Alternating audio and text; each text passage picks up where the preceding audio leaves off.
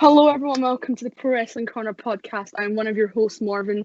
I'm joined by one of my co-hosts, Jose, as per. And we are here with the Beautiful Bruiser, ICW's own Molly Spartan. Hello everyone. So, this is a podcast, so we're ready. It's going to be a good one. So, like and subscribe. So, I don't want to be an awful one. So, I guess the best way to start is, when did you start training to become a professional wrestler? Okay, so this story is quite long-winded and it's very bizarre compared to everybody else's. So, right, so originally I didn't actually start in wrestling as a wrestler. Initially I actually started, long story short, I started working with ICW as a backstage sort of producer and director, and did that due to my university. And because for years, I kind of, this is going to get pure like boohoo, but it's all right. When I was younger and watching wrestling and stuff like that, there wasn't really any girls that represented me. It was a lot of girls that were, obviously at that time there was a lot of sort of model hunts and etc, etc. There wasn't any other bigger girls about the scene. I think the closest person that I think of a modern era that I was seeing any remorse of my size in was Beth Phoenix, when she ended up in the Rumble, etc. It was super exciting, but it was that kind of weird. I just never seen myself as being a wrestler. I never seen a girl of my size, from where I was from and anything like that, being a wrestler, but I desperately wanted to work in wrestling. So my brain instantly went, right, well, if you are not going to be in the ring, how can you do things out the ring? So studied, I've got a Bachelor of Honours in television, and basically I turned that into a wrestling degree. Every Tuesday I used to hire out this room that had a projector, and I'd watch Raw and take notes. I actually found my university notepad, and it's just got note after note of what I want.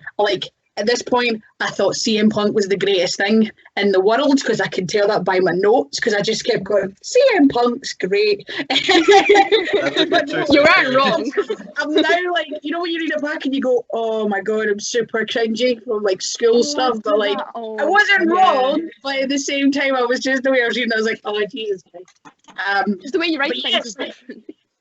So I ended up meeting, through coincidence, basically, I knew Billy from a different project, ended up meeting Dallas, and was basically like, look, I can get you a camera, I can get you lighting and stuff like that for pretty much nothing. And this is when they were just sort of still in the Classic Grand.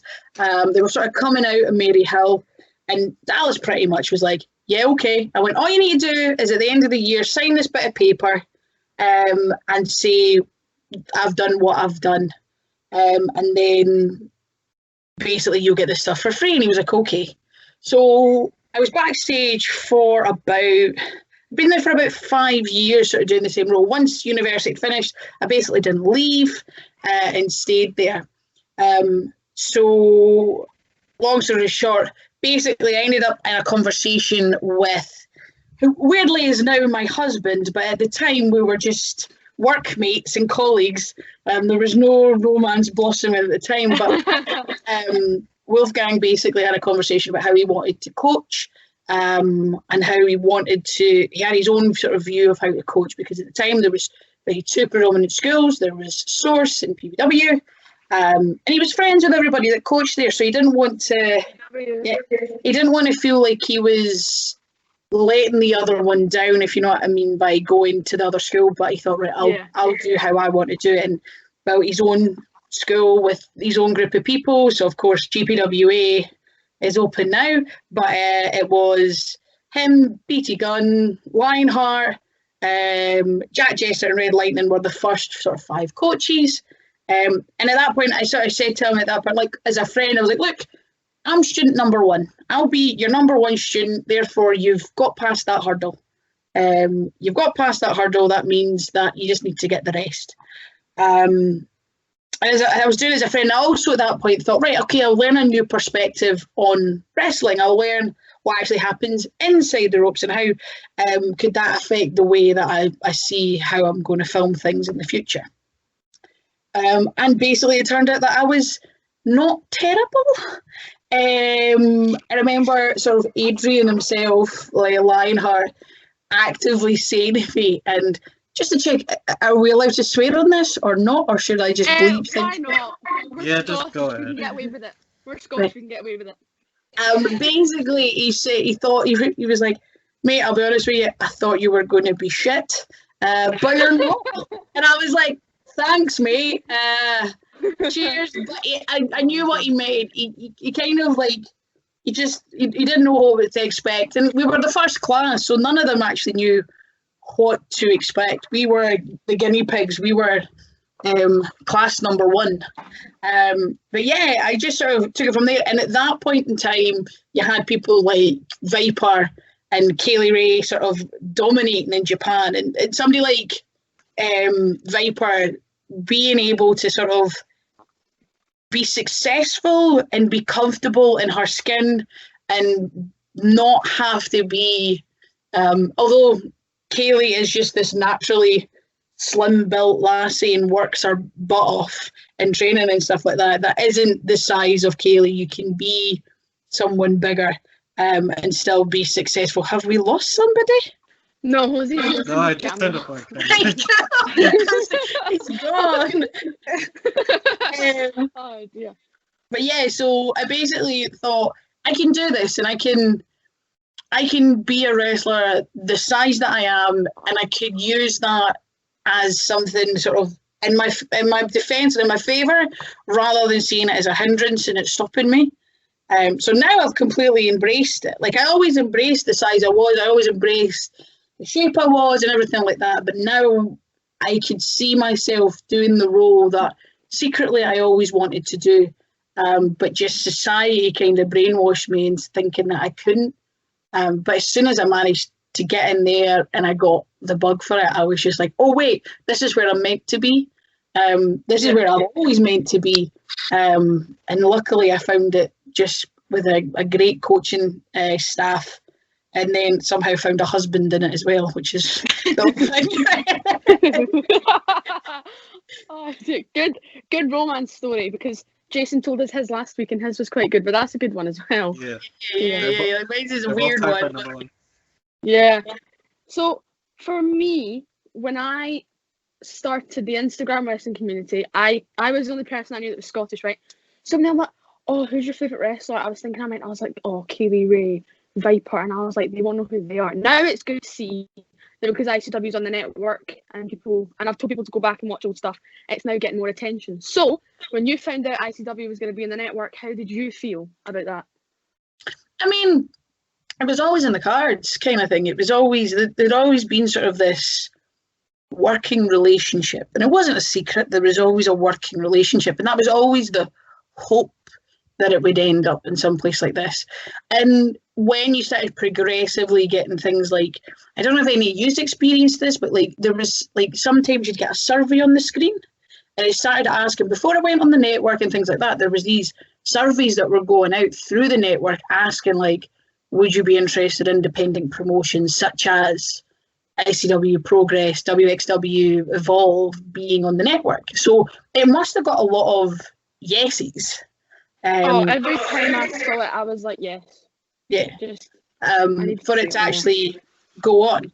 The real exciting thing is the fact that I recently found out that ICW is also going to be going on the Peacock network. I knew the WWE network was going on Peacock in America, but ICW is going with it too, and that's massive. Like, although like it's not a thing in the UK, for global perspective, it's ridiculously huge. I think like Peacock at the moment standing at like, it's downloaded by 34 million people in America or something like that. It's huge. And it's massive for WWE, but for an independent promotion from Glasgow, it's mind-boggling really. So that's the sort of thing that I'm just sort of really interesting to see how that changes the thing, because the network, the now, is obviously all viewed by wrestling fans, and I see it sort of like this thing where ICW, Progress, WXW, that's basically like the market. It's the farmers market now. That's where people are really going to go see where the future stars are and who ends up going to places like NXT, AEW and stuff like that. It's the farmers market. You can go and look to see who's up and coming and basically who they can pick from, kind of thing. So it is very exciting, and it's mad. I mean, if you really think about it, it's mad that this global conglomerate has taken an independent promotion that I started working for over a decade ago now, is now on this massive network, which is then went on to this even bigger streaming service in the States. And it's all cool and dandy, the fact that it's here in the UK, and obviously NXT UK is here building too, and it helps us at home. But yeah, like the actual bigger scope of things is bigger than I think a lot of people sort of think about. But I think about it a lot because I have one of those brains. Because the difference, well, for the WWE fans specifically, just them mostly, it's different for them because in ICW, as we would know, there's a lot more effing and jeffing. Well, yeah, and the rules are kind of thrown out the window sometimes. So yeah. I think it's a good thing for the people who just watch WWE to see, because it's a different market completely. But I think somehow I've made a link for this question, but I think the network has gone on at the right time, because this Saturday you are facing Angel Hayze in a steel cage match. So, would you like to explain how that match came around? Because I'm big fans of you both. Explain? Yeah. I mean, so for people that don't know, because it's kind of a bit of a confusing one. So, like the history behind you and Angel Hayze rivalry. Yeah, you've had a couple matches back and forth. So. Well, it's not been a couple of matches back and forth. We've had 3 single matches, we've had a tag match, and we were at each other's last match before lockdown. We've wrestled beforehand as well. Like, this is only you seeing us on the network. It's not our first encounter. Yeah, because I think I've seen most of your encounters in person, because I've been to a lot of independent wrestling shows, because I go to as many as I can. But that didn't. He claims he doesn't like wrestling, but he loves it secretly. Should have seen him at Square Go last year. He was in the zone. But what's the history between you and Angel? Because you have had quite a lot of matches. Well, yeah, I'd say so. The problem being is currently right now Angel Hayze is seeing this as something personal, and it's not. She's a great talent. She's very young, and she's got a lot of years ahead of her. But this isn't a personal thing. This is an attack on the company. Because if you think about it, I've been there for over a decade, and so much has changed. People have become megastars within that time and have flown the nest. You're not going to always see your Kaylee Rays or your Vipers anymore. They've moved on to bigger and better things. And I mean, a lot of people think that it's unconventional to try and change things right now, because the world isn't the way it was. But the thing is, the world's never going to be the way it was. We're going into a new history blip. Like in years to come, when none of us are here, there's going to be that point where this time is what gets written in the history books. We all know about the Spanish flu existing, but we don't know much about it. It's the same sort of thing. The coronavirus is a blip in history that will be talked about when none of us are here. And this, for me, is the most exciting time, because now is the time for real change. When the top stars are gone, there's a space for change. There's a space for revolution, really, if I'm going to be dramatic about it. But that's really what it's all about. It's about a different change of pace. It's about a different landscape for female wrestlers in ICW and on the network. It's to show us that it's not just, here is the women's match, which, grant, it's never been, because the calibre of talent in ICW has always been high. but it's to give a different viewpoint. The sad thing is that Angel Hayze has become the martyr for the company. That's how I see it. If I need to run through some young talent who, at the end of the day, like, yeah, okay, I'm probably going to take a couple of years off her career, but she's still going to have a long career after this. But that's what's going to happen in that steel cage.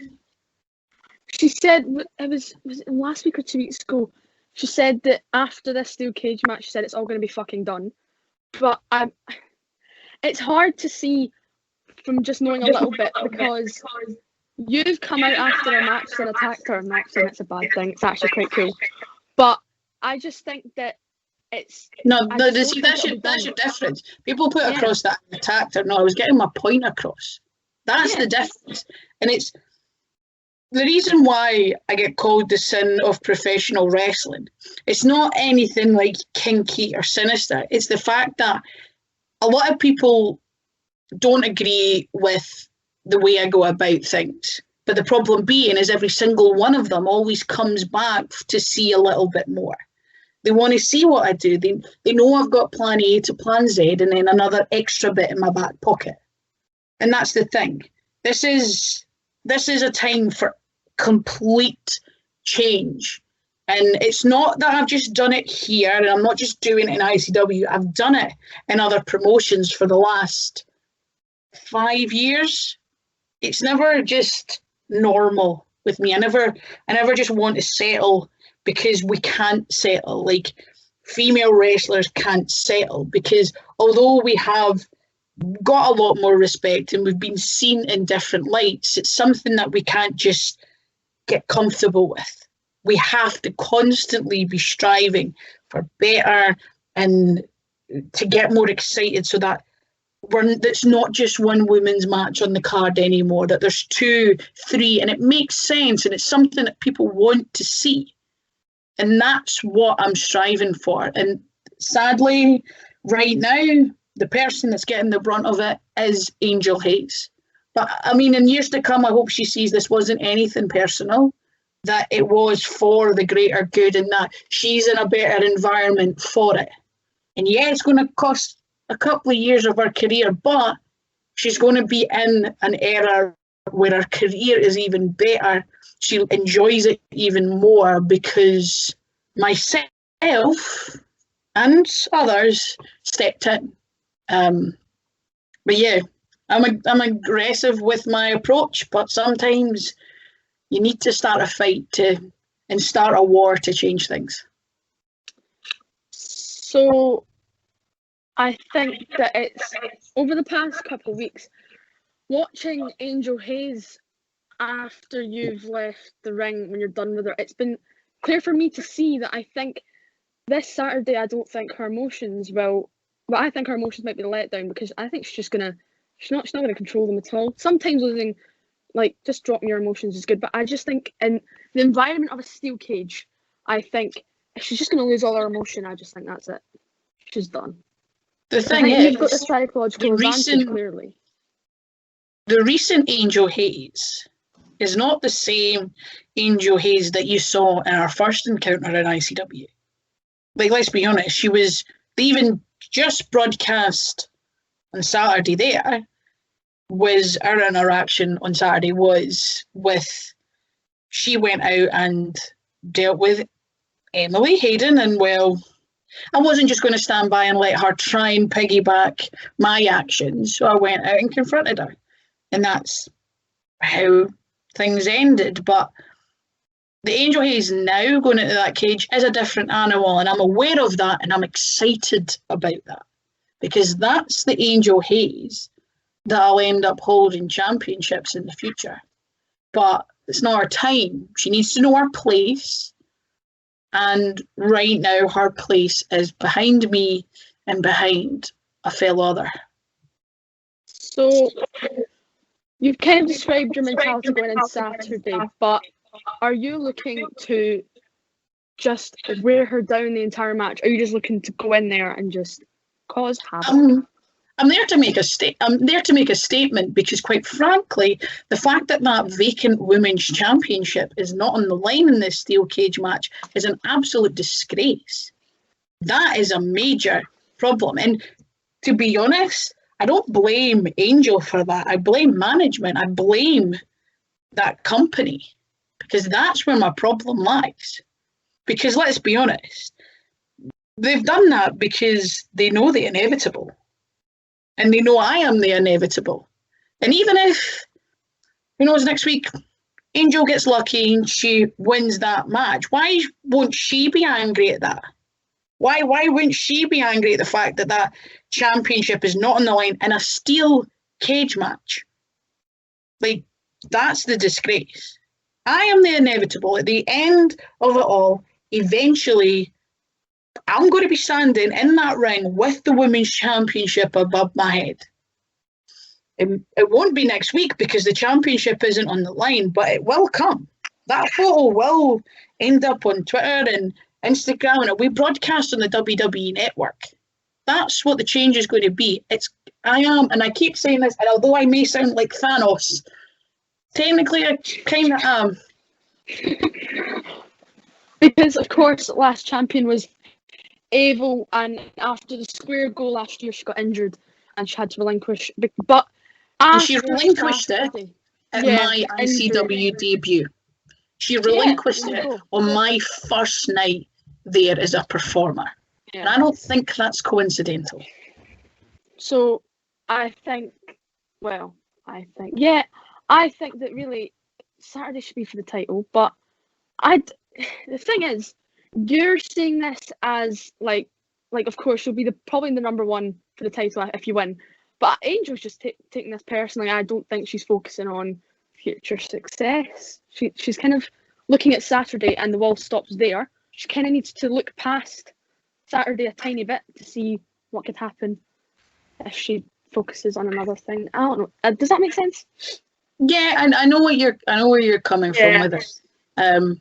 But if she doesn't want to look past, she's taking it personally, and most people do. Most people that I punch in the face or beat up do take it personally, and I understand that to an extent. But she will eventually see that it wasn't a personal thing, and she will eventually understand that. But she's young. I'm not the same age as Angel Hayze, not even remotely anymore. But it's that case where I have the life experience, I have the sort of different mindset going into this, and I am able to constantly see the future. And my mark I want to leave is the fact that when I'm no longer wrestling, and she hopefully still is, depending on how many years I knock off her career, then she'll understand what I was doing, and that I was trying to leave a mark for the future generations coming through to be given the same respect as any performer, and it not just being judged as in, oh, well, that's the girl. No, that drives me insane, because I've never been the girl. I've always done my equal share of the work. I've always trained as hard. I've always lifted as heavy. I've never been lazy, and I've never held back. And I don't think many girls are that either. The majority of female wrestlers out there train with all the guys. They go to the gym just as much, if not more, as some of the guys. They think about what they wear to the ring more than some of the guys. They get ready far longer than most of the guys. So why they're not seen as equal? And if the match makes sense and people want to see it, and if they want to see 3-4 women's matches on a card, then yeah, it should be on there if it's in demand. And it's trying to make the lassies not get stagnant and want to constantly thrive to be better, so that people want to see more of it. So on the last episode of Fight Club, we saw a brief kind of, not team moment, but kind of like working together between you and Emily Hayden. So do you have a good opinion on Emily Hayden, or do you think there's a future tag team opportunity? Or Just one off. She's a pain in my back. Constantly hanging about, trying to get me to go on Twitch. It's not happening. Emily, it's not happening. Stop going about saying that we're best pals. She keeps going about telling people we're best pals and my pal Molly Spartan. No, we're no pals, hey. Can you understand that? It's just inevitably I'm going to need to do something about it. But we've got the cage match on Saturday, so I'm focusing on that. Yeah. But I'll deal with some wrestle beach. What does that even mean? Like, how can you be a wrestling beach? Like, it's sand and water, like double B. Yeah, BEECH. Yeah, I don't even understand. It's not even a word. But yeah, she keeps going with my best pal. I'm not your best pal. Can you wrap it with that sort of nonsense? So no, she's an absolute pain in my backside. And she's constantly trying to get me on Twitch. I was like, I'm not playing with you. But yeah, constantly. I've got my pals. And she's no one of them. But she doesn't seem to get that. Fair enough.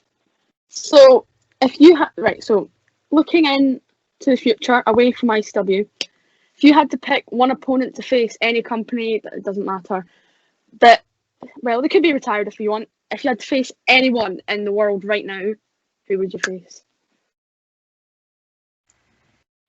Right, is this like if I was just to go, give me him just because or give me them because, like, see, this is always this mad loaded question because people sort of look into it and blah, blah, blah. But, like, there's no denying that Miko Satomura is one of the greatest wrestlers in the world. And she gives me there's two people in wrestling that give me the fear.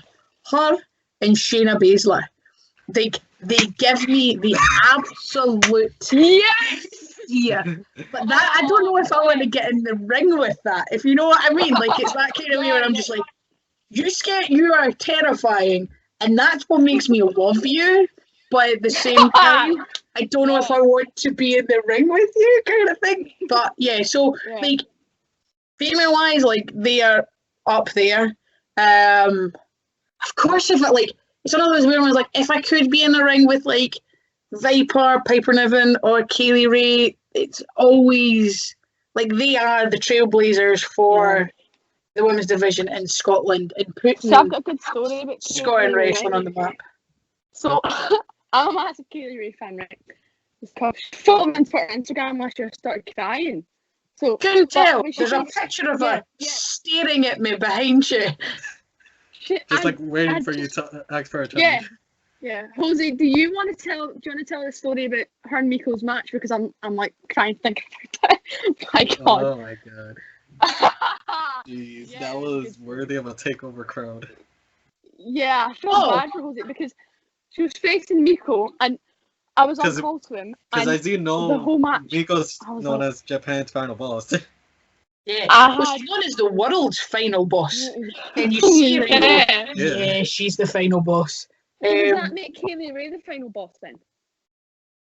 There's probably somebody. No, because she's still the final boss. If you beat the final boss at the end of a video game, she's still the final boss. You win. That's it. Ironically, it was Kaylee Ray and Stevie Boy that gave me this mug for my birthday. Because I love flumps. So they got me this and a giant box of flumps for my birthday, which sounded like, but it was my favourite present. So,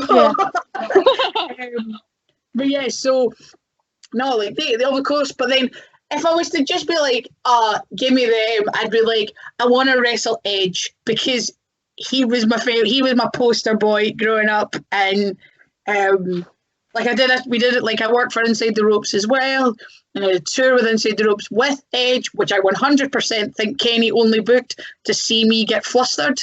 And he just wanted to see me go, I don't know what to do. But he was great, and if I was to just be like, who do you want to, I'm like, give me him. But at the same, there's so many. Like, if I was like, if they were like, you can do it, wrestle with anybody, I'd be like, right, I want to wrestle Edge. Can I tag with Wolfgang against Edge and Beth. Yeah. Like, that's the dream. Like, that's the throw. Like, we both get in and throw each other's man about. She could throw Wolfgang about, and I'll throw Edge about. And like, we'll be, rah! And yeah, there's like, I've got mad sort of dream scenarios, but yeah. I get my dream matches are like Kaylee Ray and Lita and stuff. Slept on an underrated dream match. But there's one match I want to see in ICW on a pay-per-view, of course. It's you and Wolfie versus Kaylee Ray and Stevie. don't know who I'd go for though. Be hard choice. It'd be one of those ones where, like, if you go into WrestleMania and you're not quite sure who you want to win, you just need to watch the match, and your first reaction is like, right, okay, that's who I want to win. You'd have to just go in it with that. Oh, that was like Charlotte Flair and Rhea Ripley for me. Actually, I don't like Charlotte Flair. Never mind. But yeah. No, why? Why? Oh, I like Charlotte Flair, but she's just thinking about it. She's being overpushed. Like, yeah. I am absolutely sick of this. It's Charlotte Flair. She is human 2.0. She is absolutely incredible performer. And this, like, she's getting pushed around. That's not her doing, right? You get it? It's not her fault. It's not her doing. She's doing her job, but also she is incredible. She is one of the best performers, period. Right? She's somehow managed to make her name for herself, and her dad is Ric Flair. Right? That, you've got, like, one of the greatest wrestlers of all time, is beloved by so many. Like, to this day, we all still bloody woo, right? And exactly. And she still managed to make her own trail. Like, she's managed to pay their own way and didn't really have to rely. Like, yeah, okay, like, originally she was coming out as Charlotte. She wasn't coming out as Charlotte Flair. That was weird. That was weird. She's now Charlotte Flair, but she is her own. Like, you don't, like, you never think, oh, her dad's going to come and interfere. Like, yeah, okay, her dad's been about and stuff like that, but she doesn't need her dad. There's some people that I feel like there's a very small handful of them that really make their own path, and she's one of them. Yeah. And let's be bloody honest here. When it comes to things like intergender wrestling, if you were to put in half the male roster against Charlotte Flair, it would be incredible, right? For some reason, my go-to is if Charlotte Flair and Seth Rollins was the main event at WrestleMania, we'd all watch because we'd all know it'd be good. I would agree with you, not gonna lie. Yeah, because it makes sense as well. I'm not putting her in with Braun Strowman because that doesn't make any sense. But if you put her in with someone who is, and quite frankly, she's probably taller than Seth. If not, pretty close. She's a tall woman.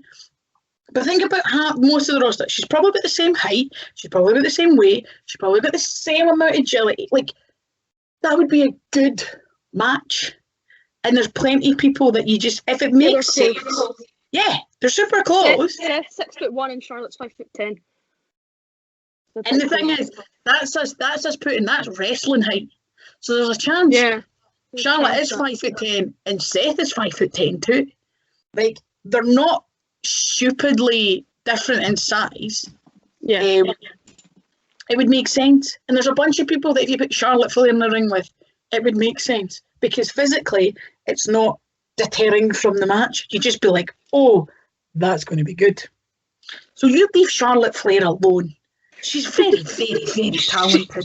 She was really nice to me, actually. So, She's the new John Cena, right? We all booed John Cena, even though he's John bloody Cena, and he's carried that company on his shoulders. But it's cool to hate Charlotte Flair now. It's cool to hate John Cena, and it was cool to hate somebody else before that. She's just the new one. And everybody's like, boo, Charlotte. I'm like, shut up. Like, yeah, Charlotte bloody Flair. I think her going to NXT last year was a blessing in disguise. I know it was to help with ratings, but to be fair, it was better if it was talent than ratings. But it's not really to do with that. It's helping hands. Yeah. She wanted to go down there and help those because that's where she got her helping hand from, and she learned most of her things there. Yeah, I don't have any issue with her going to NXT. Yeah. I mean, I think she's kind of done everything in NXT, so I guess she can just keep winning titles because by looks of it, she's going to the one thing she's not done, she's not held the NXT UK Championship. No. I like Kaylee and all, but that's too risky. No, seriously. When she was defending against Viper. I turned you on side of like, okay, no. Charlotte Flair's really good, and as soon as I mention Eric Kelly, I'm like, the fucking back half. Because, see, the thing is, I'm too emotionally attached to Kaylee's reign for it to end. Because Becky Lynch was meant to come over and end it, and I was like, no, because Becky Lynch, right, I get why people like her, but for me, she's kind of just a bit... because... No, not overhyped. Her fans just... Well, remember, she started getting overhyped when she started the man gimmick. Yeah, when the man... Like, I like the last kicker gimmick, but the man gimmick was kind of a bit... I wouldn't say weird, but her fans were just going mental, and I was like, guys, calm down. I mean... It was a change. She was essentially the female Austin. And, like, that's what it was. But it's like, if you think about it, so the only person right now... depends. Depends on the outcome for Tony's match with Io. But right now, Rhea is on the way. If Rhea, think about it. Rhea's won the NXT UK Championship. She's won the NXT Championship. She then moves up and then she wins the SmackDown and the Raw Championship. She's done the proper Grand Slam. Yeah. Like she'd have to win the tag team. So there's certain people. So at the moment, the people that are on the Grand Slam are Bayley, Sasha, and Charlotte. Yeah. So the only title those three people have not held are the NXT UK Championships. Wait, is Asuka not Grand? She technically is, I think. Because is it not? Oh no, yeah, she's technically. Yeah. The only thing is they would need to go back. They need to win the now new NXT Women's Championship for tags and the NXT UK Championship women's belt are the new. So the Grand Slam is no longer a Grand Slam. Because which is why I think Sasha was tweeting about Sasha and Bayley were both going, I want to wrestle Kaylee Ray. And I was like, yes, because they are aiming for a Grand Slam. Well, is it technically not if a championship debuts after you've been in that company? So basically because Rhea's moved up, but because she moved up for the NXT tag titles for women were introduced, doesn't that mean she'd still be a Grand Slam if she won Raw and SmackDown? Is that not how it works? No. She needs to win them all. Once a new title introduced, it becomes a new thing. She was technically, Sasha's been a Grand Slam, Bayley's been a Grand Slam. Asuka had been as well before Charlotte. Because obviously Charlotte won her first tag championships with Asuka. So they had been Grand Slam. But then the NXT UK title got introduced. So they were no longer... They're technically Grand Slam on the WWE side of things, as in like Raw, SmackDown kind of thing. But they're not as in for the full company. So yeah, they need to... They're no longer... But it does mean that those who start in NXT UK now are the ones that can go on the path to the real Grand Slam. Because I would have hope if Kaylee Ray went against Sasha and Bayley, right? Because as a matter of fact, I would definitely say she'd win. See if it comes to Charlotte Flair. I love Kaylee and all, but I'd just be a bit like, maybe this is a bit dodgy, but it's fine. Kaylee Ray's a god. So, yeah. So, people are thinking about NXT UK. I want to see Aoife Valkyrie next. And I think she should be the one to take it because she's Aoife Valkyrie. And she's undefeated. And she's undefeated. So, well, ICW has links to NXT UK, of course. Triple H has been over once. Yeah. Which was which was mad. There was like the poor thing is the bar staff in that Cardiff venue did not know what was happening. So when Triple H came out, it was the funniest thing. Just as soon as the music hit.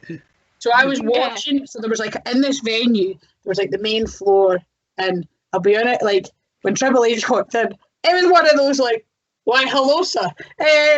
So he came in, so I went to watch up, because I knew what was happening, so I went to watch up on this balcony to look down. And when it happened, the place went mad. But there was like a group of guys just ran outside, screaming, losing their mind, and ran back in to see what was going on. But the bar staff upstairs, there was a guy outside like emptying the bins, and he just came in going, what's happening? What's going on? And I had this like, Triple H is here, and he was like, what? And I was like, yeah, Triple H is in the ring, and they're like, what?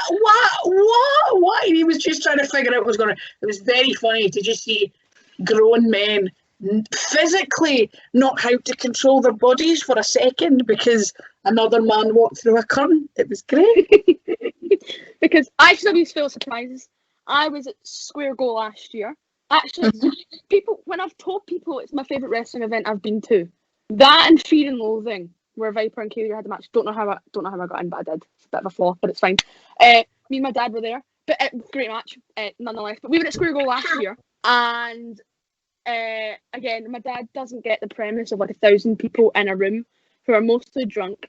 Well, except for me and him. He didn't get it at first. He was a bit freaked out because Fear and Loathing was like bigger because it's in the Hydro, but in the SEC. So he went in and he was like, what's happening here? And I was like, just wait, you'll see. And we were at the very, very front. We saw Kaylee Ray on basically what the kickoff show is. And then they went on, No Man Door, all that. Square Go came, and I was like, right, I can't know who's in this. And then Sammy Callahan came out, and I was like, oh my god. And then I was BT Gunn, I was like, oh my god. Trent Seven came out, and I lost it. It was just such a surprise.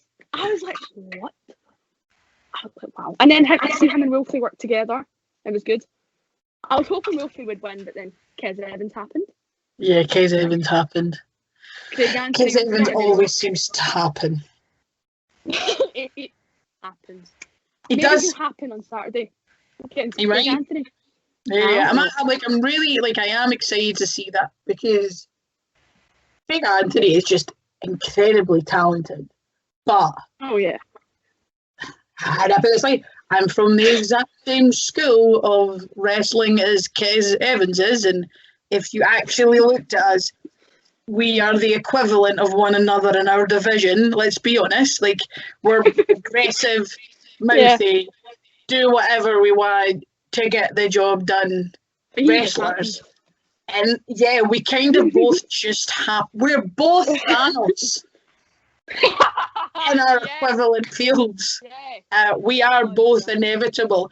So I mean, I'm going to be honest. Craig Anthony is going to have to prize that briefcase in Kez Evans's cold dead hands if he wants it. Can do it because he could do it. Like I don't know any in his like capabilities and his he's incredibly talented.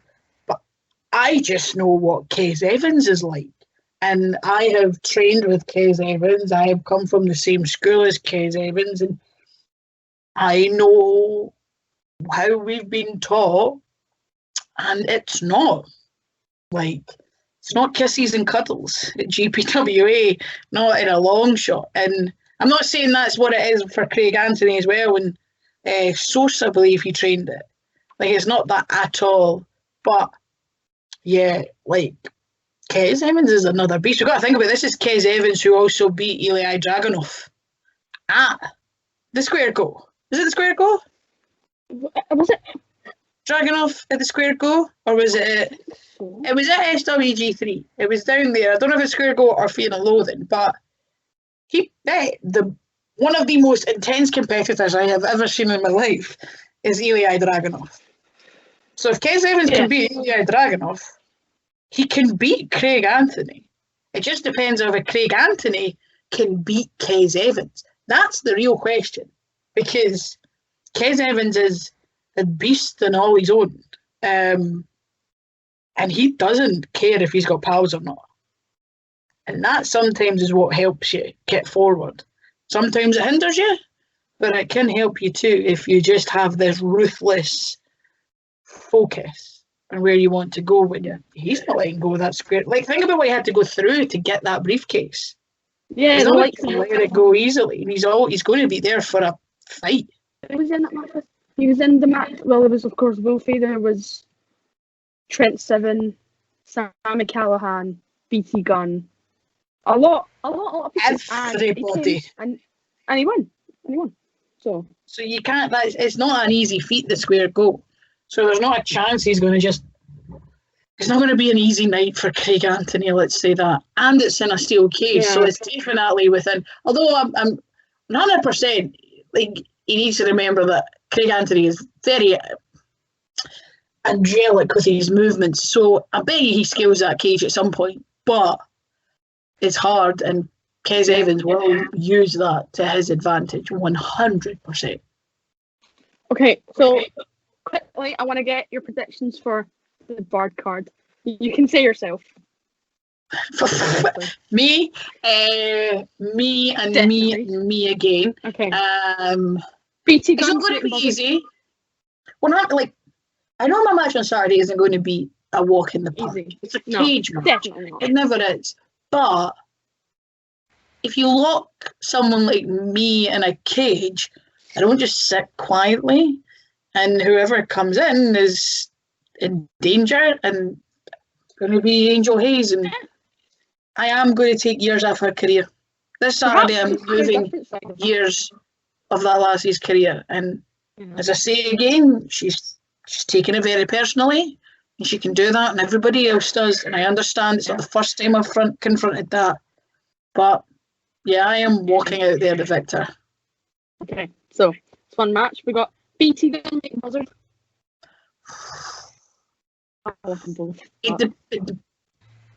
Leighton is on the streak of his career. Like, he's on this path of madness, let's be honest. But if BT Gunn chops you, your soul leaves your body. Yeah. BT Gunn's BT Gunn. It echoes somehow. I don't know how he makes a chop echo, but he does. So I don't know. If BT Gunn is like, I'm giving it to BT Gunn. He's just he is BT Gunn, and he's the most unpredictable performer in the world.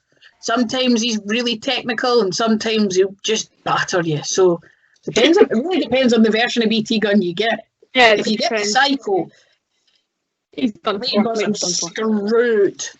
If he gets BT Fun, maybe. BT Fun. If he gets the Psycho, he's done. Buzzard screwed. Yeah. Poor boy. Okay, next one I'm biased about. DCT Jason Reed. I'm saying Jason Reed because I'm biased.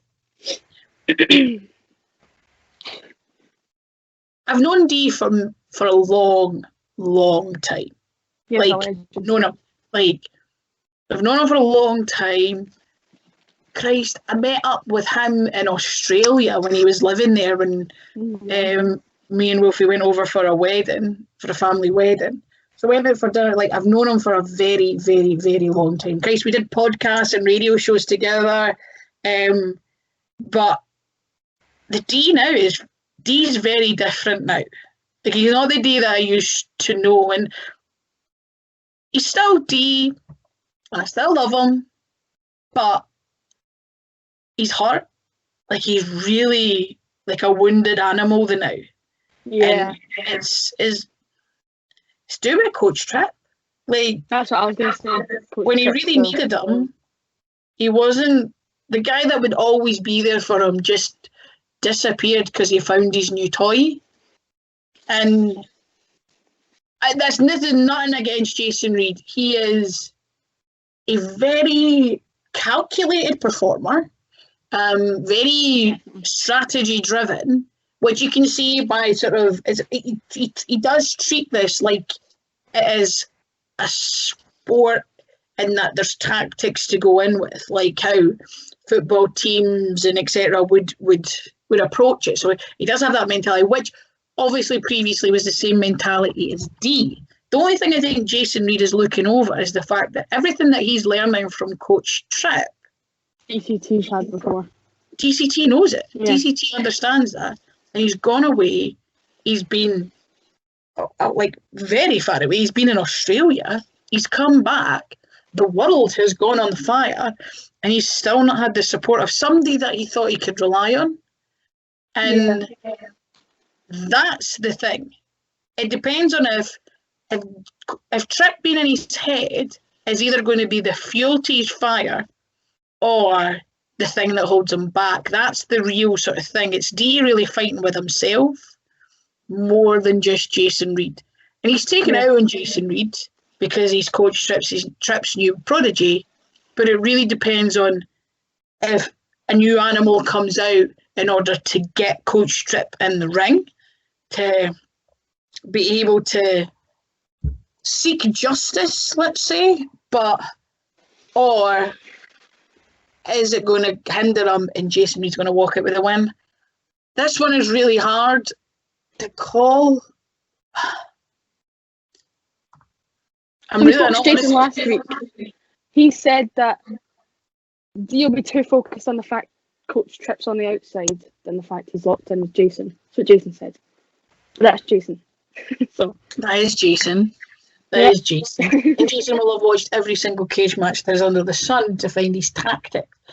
I could see Jason taking it purely because it'll just be it's a very delicate situation. I can see Jason taking advantage of the fact that D's emotional. But again, it depends. If he can either use that emotion to get the win or it's going to be his hindrance. And we're only going to find out on Saturday. Because I'll be honest, I can't call this one until I see. I think when I see D, I'll know what's going to happen. And I'll try and get him to focus, but I don't know if it's going to happen. Mm-hmm. So, how many matches? Wait, I think I'm missing a match, but we've got the 9. So that's, of course, Jack Morris and Dickie Divers versus Luke King, Sharp and Krieger for the tag titles. Yeah, that is a very interesting one. They're very interesting tag teams. You know what I mean? When you look at them individually, you wouldn't necessarily assume that they were tag teams, but they work incredibly well. The thing that the secret element of that to me is Jack Morris. Like, he's an incredible talent, and I'm going to be biased. He's a fifer, which I am too. So I'm going to let it, although Fight Network have been an incredible tag team, and especially carrying the tag belts during this uncertain time, I'm going to give it to the 9-9 because I think Jack Morris, I think, has been holding back a wee bit, and I think once he gets the smell of gold in his nose, it's going to be the changer for that team. And with Dickie Divers' experience, and Dickie Divers was one of the first ever ICW tag champions. So yeah, he'll be wanting that back. He's been waiting to get it back for a long time, and that he's got his new tag partner Jack Morris, who is just he's an incredible athlete, and he's even got in better shape during lockdown, which I don't think was possible. Yeah, fair enough. So finally, my last question is... Okay, here we go. Right, well, we talked about the title earlier, of course. How long until you think you're going to be holding the title? Depends on when they actually let us go for it.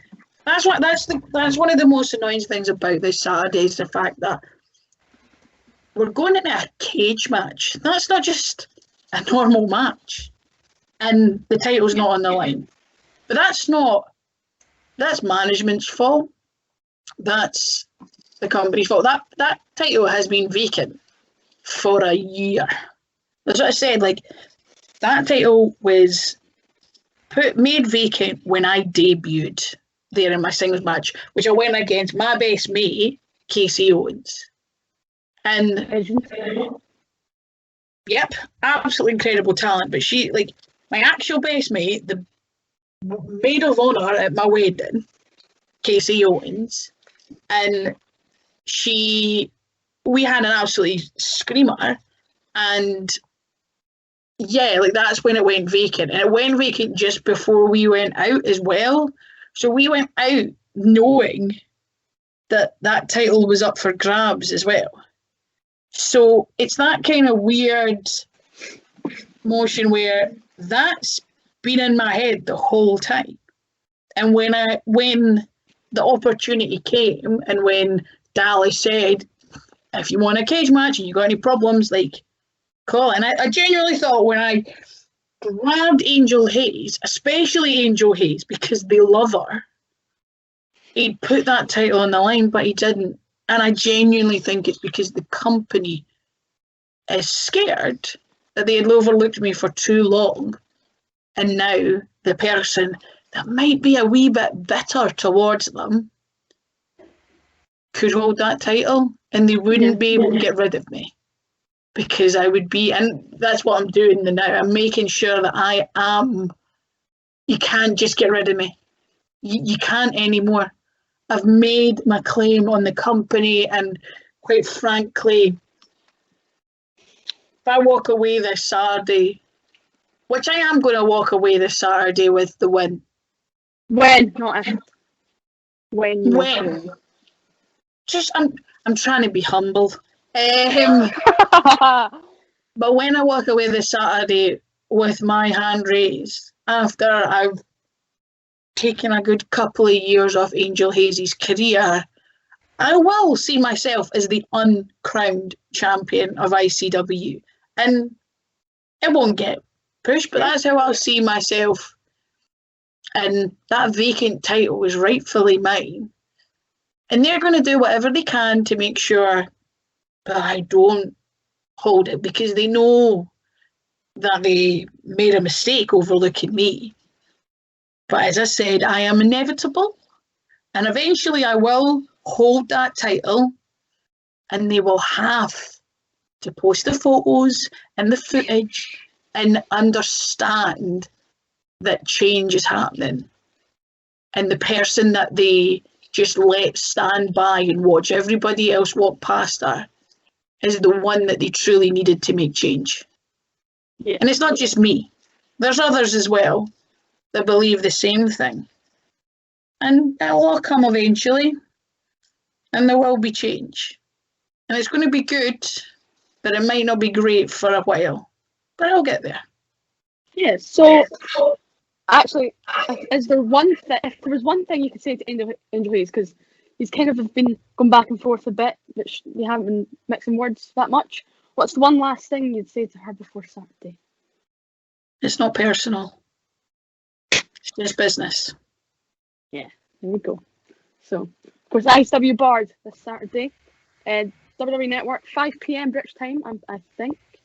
5 p.m. British time, 12 p.m. 12 o'clock. 12 p.m. US, but it depends, like, it's a lot different. Yeah. Eastern US, I think Central time for them is 1 o'clock, which is sort of Chicago area, and like Mexico. I think, I don't know. I don't know. I'm not sure. Yeah. It'll be in at 5 o'clock Greenwich Mean Time. Yeah. And then you can figure out the others. Yeah, if you're American, just search up the time difference between your city and like London, and you'll like for figure it out. me, it's gonna be 12 o'clock. Yeah, 12. We're gonna be tuning in though, so make sure you watch it on the WWE Network this Saturday. It'll be a good show, and thank you, Molly, for coming on. No problem. And we will see you guys for whatever we have planned next, because we don't have a schedule. That's fair. Nothing new. We like to see it here. Yeah, but Mark and Kate will be here next time. Yeah, Tremendous. So,